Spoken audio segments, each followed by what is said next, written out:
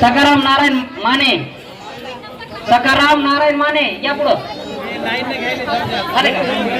Tension नाही ना.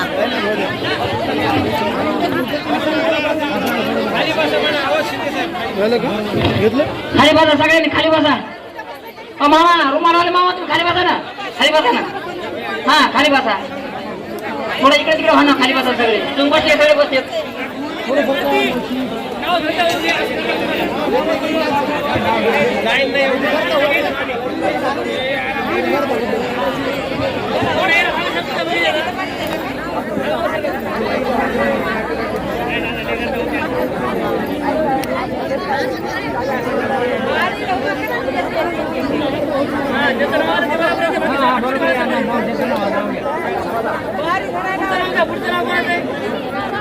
मान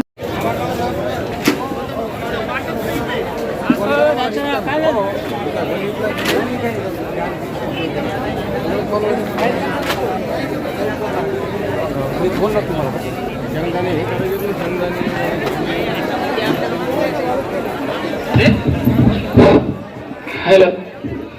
ज्या नागरिकांना आयुष्यमान कार्ड नवीन काढायचंय त्यांना मी नम्र विनंती करतो की तिथं तपासणीसाठी आलेल्या नागरिकांना विनंती आहे त्यांनी खाली बसायचंय. खाली खाली बसा तर तुमची तपासणी होईल. खाली बसा. खाली तपासणीसाठी आलेल्या नागरिकांना विनंती आहे तुम्ही खाली बसून घ्या. खाली. एक लक्षात ठेवा ती मशीन.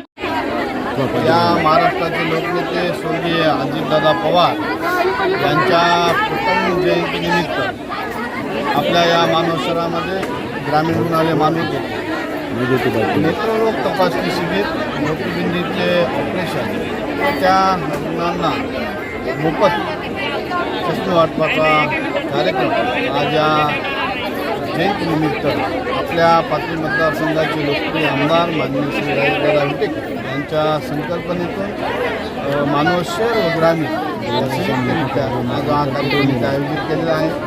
या कार्यक्रमामध्ये प्रत्येकाची नेत्र तपासणी होईल. त्यानंतर जे रुग्ण मोतीबिंदूचे जे काही रुग्ण आपल्याला याच्यामध्ये आढळून येतील त्या रुग्णावर शस्त्रक्रिया केली जाईल, त्यांचा उपचार केला जाईल आणि प्रत्येक रुग्णाला मोफत असा चष्मा या माध्यमातून, या शिबिराच्या माध्यमातून त्यांना दिल्या जाईल. त्यासोबत आज पूर्ण या शहरातील ग्रामीण भागातील जे काही पात्र नागरिक होते त्यांच्यासाठी आयुष्यमान कार्ड याचंही वाटप या अनुषंगानं आज ठेवलं होतं. निश्चित स्वरूपामध्ये 2000 पात्र नागरिकांना आज आयुष्यमान कार्ड वाटप केलं जातं. त्यासोबत या ग्रामीण रुग्णालयामध्ये वृक्षारोपणाचाही कार्यक्रम या जयंतीच्या अनुषंगानं घेतलेला आहे आणि निश्चित स्वरूपामध्ये दादांचे विचार तळागाळामध्ये लोकांपर्यंत पोहोचावा, त्यांचा जो लोकांप्रतीचं प्रेम होतं ते या कार्यक्रमाच्या माध्यमातून या महाराष्ट्राच्या जयंतीला व्यक्त व्हावं अशा अनुषंगानं इथून पुढेही त्यांच्या जयंतीनिमित्त आणि त्यांनी घालून दिलेल्या आदर्शाचं पालन करून निश्चित स्वरूपामध्ये या शहरातील असतील, डॉक्टरांनी सांगितलं तसं ग्रामीण भागातील असतील सर्व लोकांसाठी आरोग्य शिबिरं प्रत्येक महिन्यामध्ये 2-4 आरोग्य शिबिरं आयोजित केले जातील. त्यातून ज्या ज्या पद्धतीचे रुग्ण सापडतात त्यांचा मोफत उपचार करून त्यांना सुखरूपरित्या घरी आणून सोडून त्यांचा इलाज करून त्यांना सोडण्याचं कामही या अनुषंगानं निश्चित स्वरूपामध्ये पुढल्या काळात केलं जाईल. धन्यवाद.